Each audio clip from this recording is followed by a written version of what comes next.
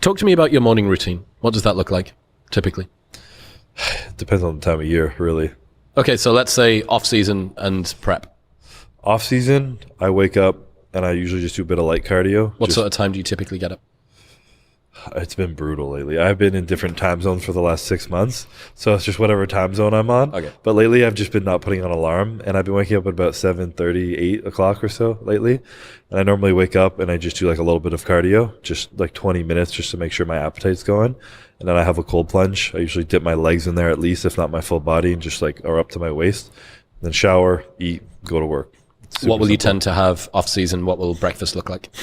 It varies. Consistently, I get sick of food really quick, especially breakfast food. So I usually don't like eating eggs when I'm eating a lot of food. So I normally just make a smoothie, and then I'll have like oatmeal like blended into the smoothie and some like Ezekiel bread toast and almond butter.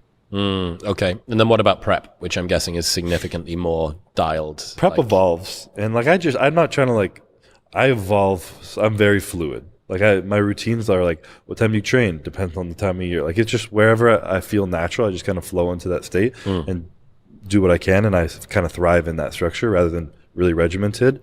But in prep, I'll wake up in the morning and I usually will like do like a breath work thing. I get sucked in that, and it's not even for like, at first I tried to do it for like mental, to like kind of like tap deep into my mind, and now it's just literally to oxygenate my body before like waking up and doing cardio. Because I realized if I did a little bit of breath work and like just like, you know, like Wim Hof style, like 3 rounds of 30 breaths and I hold an exhale, repeat 3 rounds in the morning, and then I went and did cardio. I didn't need caffeine. I was wide awake and I could like blast through my cardio way easier, and I just felt way better. Wow. And then after that, I'll usually sauna or cold tub and combine it. I'll always cold tub if I sauna because I like finishing with cold. And then cardio will be higher at that point, and then I'll go shower and eat. And the goal that I do in the mornings, it's nothing crazy. Like it's just simple as that. But I usually try and put my phone on airplane mode when I go to bed and not look at it until this shit's done. Yeah, it's such a hack. Do you sleep? Well, if it's on airplane mode, it doesn't matter, but I'm going to guess you sleep with your phone outside of your bedroom as well. No, I still usually keep it. I usually have an alarm still, or I just have it in the corner of the room and it's on airplane mode. Yeah. But I just don't. It's basically a brick until airplane mode gets turned off. Yeah. Are you not concerned at all? There's a lot of talk on the internet about reducing inflammation through using cold plunge when you're trying to maximize hypertrophy. Is this something that you're not particularly worried about? I think there's a lot of, and again, I'm not the science guy, but I've looked into it too. And I never started doing it for purely recovery and hypertrophy. I started doing it because of my autoimmune and just overall systemic inflammation and health. And I just knew that it would be better for me to reduce my inflammation. And so what I looked into was, it was saying that immediately after a workout, when you're getting that like high inflammation response, which is we're sending blood and nutrients to the muscle to recover, that's when you want to avoid it. So I'll typically, if I do like a long, like a 10-minute session, that's on my rest day. But if I'm just doing it in the morning, I do it in the morning, and then I don't work out till later in the day. And I don't do it after I work out. So I have a full 2 meals, go to sleep, wake up in the morning, and I'll do it then. And it hasn't affected me at all. If anything, it's helped my joints from being overly inflamed, so I can continually train and push myself. So if I lose like 2% hypertrophy, but my joints feel better to train harder, to me, the outcome is just worth it. It's a trade-off. Yeah. Yeah. What about walks and stuff?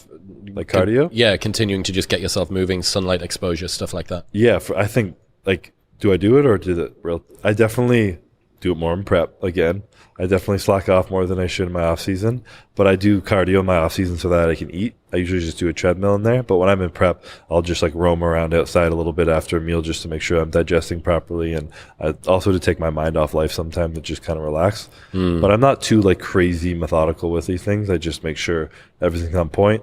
And then if my digestion ever goes to shit, that's when I start manipulating things. But I'm super consistent with my food, so normally my digestion's pretty good. Tell you what's crazy. Have you ever worn a glucose monitor? One of those things on the back of your arm. If you ever do that, and it doesn't even need to be a particularly high carb meal, but if you spike your glucose and then go on a walk, the difference is unbelievable. Really? Yeah. It just seems to mediate insulin sensitivity so well. Yeah. And there's also muscles, I think, that basically across your stomach, that when you walk, that sort of contralateral movement that actually helps digestion. Okay. So yeah, walks after food. Stu McGill, the back pain specialist, is one guy that gave me that forever and ever and ever ago. And trying to do that. That's one advantage of living near a park, you know, or being in a house.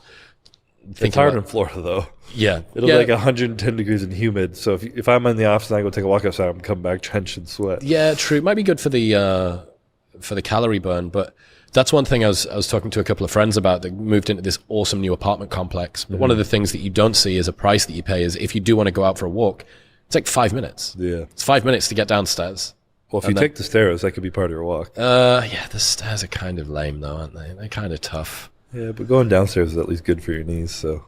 True. What are you doing for knee health? Are you into the knees over toes stuff at all? Have you got into this? I've dabbled in that. Honestly, I downloaded the app for my dad because he has knee issues, and then I don't think he used it, so I just started using it myself. And I just took some things that like I found I could put into my routine super easily, like walking backwards with a weight.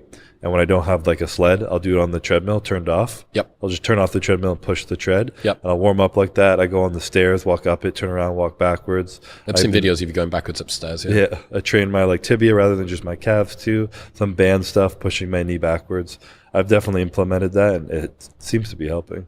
In other news, this episode is brought to you by 8 Sleep. It is unbearably hot in Austin, Texas at the moment, and I'm exclusively being kept alive by my 8 Sleep Pod Pro cover. The Pod Pro cover actively cools and heats each side of the bed, so if you or your partner sleep hot or cold, it can keep the temperature absolutely perfect. As you progress through your night's sleep, it'll actively adjust the temperature based on your sleep stage. It tracks your sleep, it tracks your heart rate variability, your resting heart rate, how much you're breathing throughout the night.